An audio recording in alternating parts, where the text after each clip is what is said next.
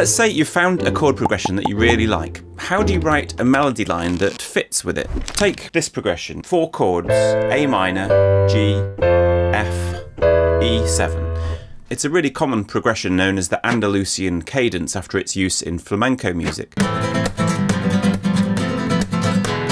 My friend Jake over at Signal's Music Studio just did a video all about it where he shows how it sounds in various styles. It's a lot of fun. Do check that out afterwards if you want to learn more about this progression. So let's use this as an example. How would we write a melody line over these chords?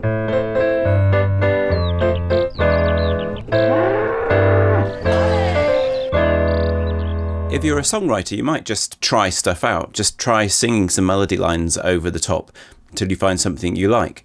And of course that's totally fine, but what if you're struggling to come up with ideas? Well, that's where I'm here to help. And I'm going to give you 10 tips for writing a great melody over an existing chord progression. And these will work, by the way, not just for songs, but for instrumental music as well. So we'll count down from 10, starting at the most obvious ideas, and gradually getting more and more subtle the way we handle our melodic lines.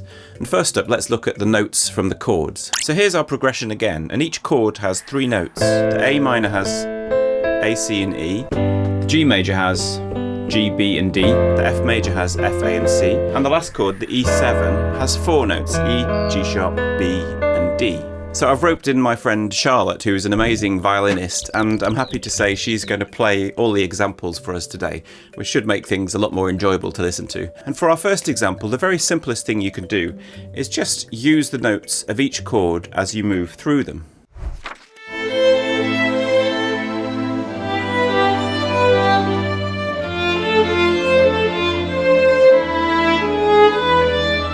Let's try another example, but this time slightly faster.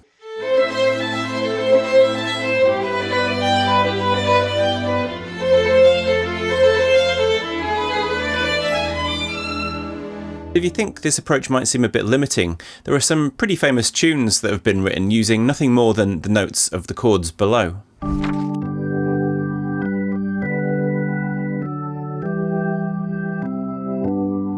But our first example did more than just stick to the chords. If I take the starting note of each of the bars I've written, it's the same as the chords in each case, A, G, F, E. But you could easily choose one of the other notes from the chord and create a different overall shape. In fact, that's just what Jake did in one of the tracks in his video. Now, instead of playing these entire chords, let's just play one note from each chord. All right, so for my A minor chord, I'll just play A. For G major, I'll just play the B. For F major, I'll play C. And for E7, I'll just play the D. So I've picked one note of each chord, and it gives me this simple ascending pattern of A, B, C, D. So now let's try using a similar melodic pattern to before, but now beginning on these new starting notes. So here are the 4 notes Jake found, the A, B, C and D, and here's a melodic sequence that uses them.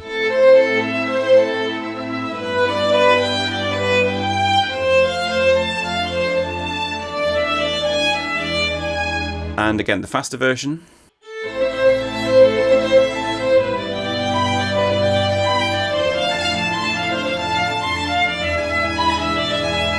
Now, any standard major or minor chord known as a triad has 3 notes. So it has 3 different inversions depending on which note's at the bottom. So here's the standard one in A minor with the A at the bottom. That's called the root position. And then there's the first inversion with the C at the bottom.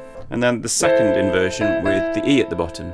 And in the first 3 bars of this example, we've moved from a line that starts in root position on A minor, to the first inversion on G major, to the second inversion on F major. And you can hear how each bar has a slightly different feeling. It's now just a tiny bit less predictable than it was in the first version.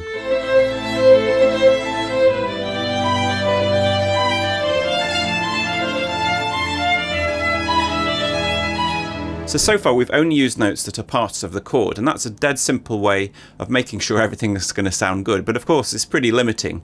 So let's try now using a few notes that aren't part of the chord. One of the easiest things to do is to add notes in between the notes of the chord. These are often called passing notes. Here you can see I've made a scale by adding in a B and a D in between the notes of the A minor chord. So the A, C and E are all from the A minor, the B is a passing note from the A to the C, and the D is a passing note from the C to the E. One of the most effective ways of adding a bit of emotion into your melody line is with what's called an accented passing note. That's where the note that isn't part of the chord falls on the beat, which gives the phrase a little bit more motion or tension. On the third beat of each bar here, we have an accented passing note, which I think gives a real kick to the phrase.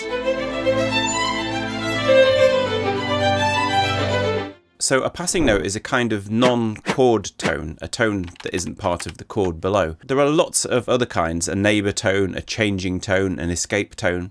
I don't think it's very important to know the names of any of them, but it's good to be aware of which notes are part of the harmony and which aren't. Bear in mind that a non-chord tone will create a certain degree of tension in comparison to a chord tone, but that however tense it is, you're never more than a step away from a resolution. So to round off this section on non-chord tones, let's make a longer line filled with loads of them. Try playing this section back a few times and listen out for the way each note works relative to the chord beneath. Try listening through once, just looking out for the chord tones, and then again just for the non-chord tones.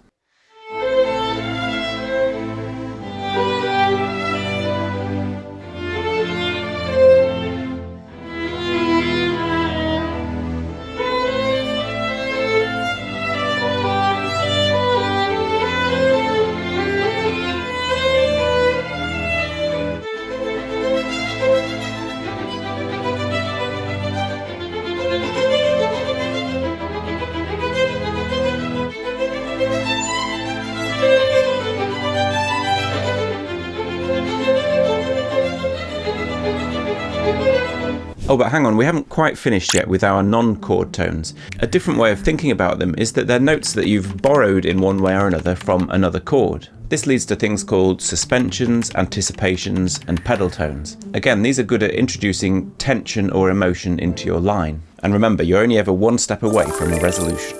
So here, the A from the A minor chord is held over into the G chord, creating one of those little juicy moments of dissonance, which then resolves satisfyingly onto the B. And the same happens in the next bar. The B is suspended over the bar line here, clashing with the F major chord before resolving upwards to the C.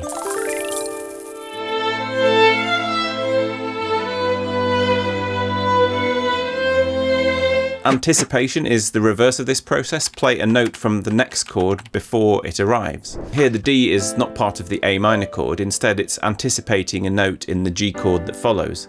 Again, the same with the C at the end of the next bar.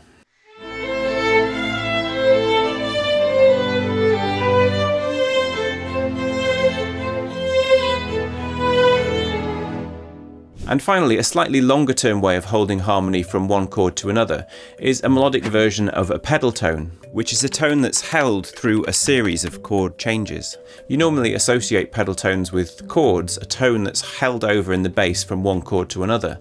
But it can also be a very effective melodic strategy, giving a sense of continuity to the melody even as other notes change. Here the F and the E remain unchanging throughout, creating a slightly different feeling against each chord.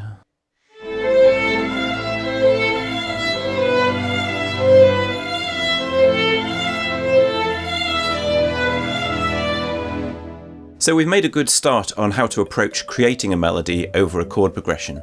We've looked at how you can use just the notes of the chord and at the various ways you can use notes that don't belong to the chord. So what's the next tip? One word that's come up which we haven't talked about yet is the sequence. Here are the first two examples we saw. In both I used a shape and moved it down in each chord, so you have the same shape but over a different chord. In one example it was a simple arpeggio going up and down.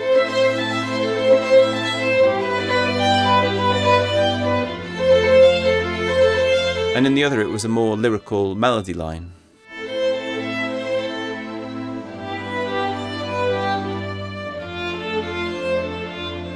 Both take the shape from the first chord and then simply move it down with the next chord, and that's called a sequence, the same melodic shape moved onto a different chord. And probably the vast majority of melodies use sequence in one form or another. A sequence is a kind of shape, and we should also think about the overall shape that our progression makes.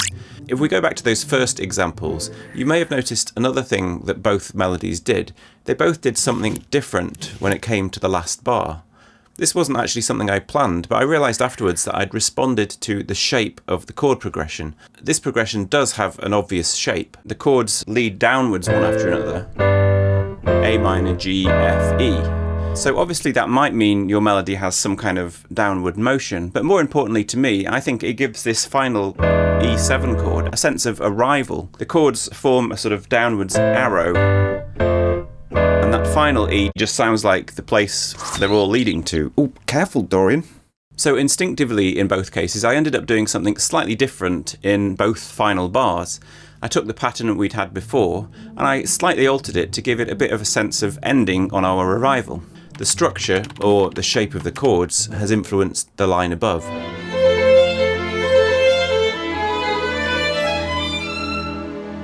So I think it's good to think about the overall shape of your progression, but bear in mind deciding what that shape actually is will not always be quite so obvious as this one. So take another quite standard chord pattern, C, A minor, D, G. Now you could read this progression in a bunch of different ways. You could see it as a sort of seesaw rocking either side of the C. Or you could see it as a series of falling fifths, A minor, D, G, C, all leading down to that final C. Or you could think of it as D minor and G as a 2-5 on one part, and the C, A as another part, so a kind of two-part structure. None of these are right or wrong, but in each case it gives you a different way of thinking that will probably give you different ideas as to how the melody line should behave above that. But you could also think in terms of the overall shape of the melody, particularly in terms of register. This is a concept I first learned about in Indian music, where the notes of the raga are gradually introduced one by one, climbing higher and higher little by little. Even if your melody is only a few bars long, a sense of its overall register changing in some way can be very powerful. Just listen to how the notes gradually rise in this example.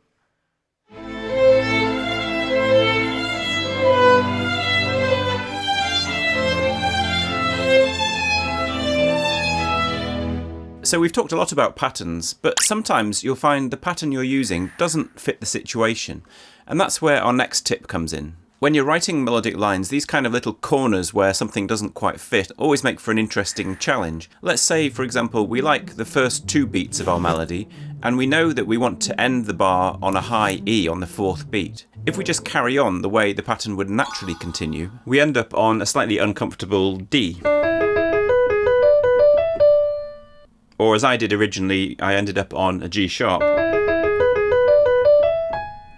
It sounds okay, but it's not quite what we wanted with that top E. So what other options have we got? Well, we might try a little chromatic slide instead.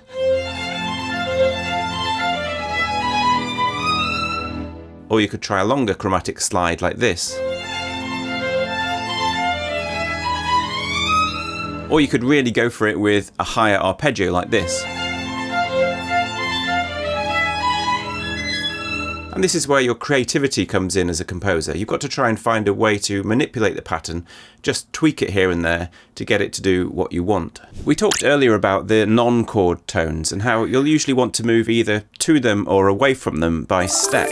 Well, thinking about the balance in your melody between stepwise motion and larger leaps is something that's worth generally keeping in mind. A melody that is all leaps will sound a bit chaotic and all over the place, especially when you combine it with non-chord tones. The sort of stereotype of an atonal melody people sing is basically exactly this, you know.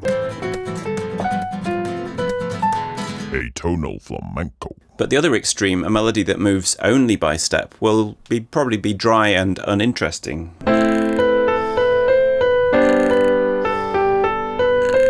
Think of it this way, movement by step is the minimal effort approach to melody, and any leap is, to some degree, an expression of effort. Whether you can say a leap is by default more emotional or more expressive, I'm not sure, but some kind of balance between steps and leaps is definitely important. As so often, my mother was right, everything in moderation. My second to last tip is not what you first think of when you think of melody: rhythm. And my advice here would be to not allow yourself to get too locked into the chord pattern as a rhythmic structure. Try to find rhythmic ideas in your melody line that change at different speeds to the chords below. For example, in this idea, I used a little pattern that repeats over 5 16th notes, so it can't change exactly with the chord. Like that last example, this forces you to find different solutions to figure out how to handle this unexpected clash. For example, in this case, I really like the way the G only clarifies the harmony on the second beat of the bar. So it again creates a nice sense of suspense until things are resolved.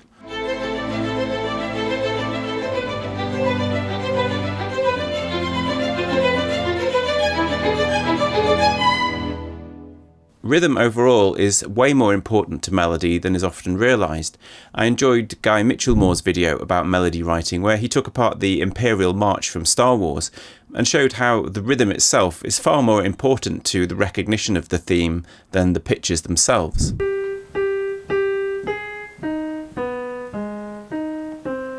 It's almost unrecognisable. There's no Darth Vader marching towards me there, mate. Whereas if you just play the rhythm,